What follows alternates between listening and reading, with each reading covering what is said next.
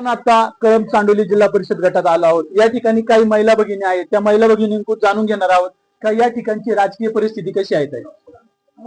राजकीय परिस्थिती म्हणजे आम्ही पहिल्यापासून साहेबांच्या पाठीमागच उभे, त्याच्यामुळे आता जरी म्हणजे आम्हाला साहेबांकडून जे उमेदवार असतात तेच आम्ही निवडून देतो। कोण आहेत तुमच्याकडे उमेदवार? सीमाताई खिल्लारी आणि तुलसीताई भोर।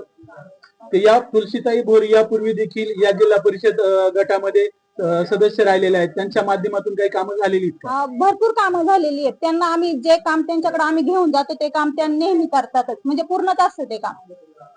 तुमच्या सुखदुःखामध्ये ते सहभागी होतात? हो हो, नेहमी नेहमी कधी पण फोन केला ना तर त्या नेहमी आमच्यासाठी कायम येतात। महिला सक्षमीकरणासाठी त्यांनी काय ठोस असे पावलं उचललेले आहेत का? हा, आता तसं पाहिलं तर आपण जर 5 वर्षापूर्वी मागे गेलो तर त्यावेळेस महिलांना म्हणजे खूप काही अशा अडचणी असायच्या।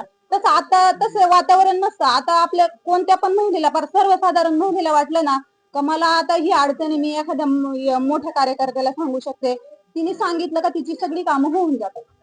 या ठिकाणी ताई आहेत, त्यांच्याकडून देखील जाणून घेणार आहोत की या ठिकाणची राजकीय परिस्थिती कशी आहे।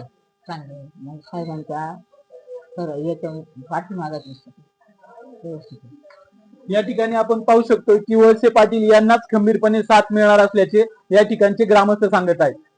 Doctor Atul Sable, ABS news, Manchar, Ambegaon.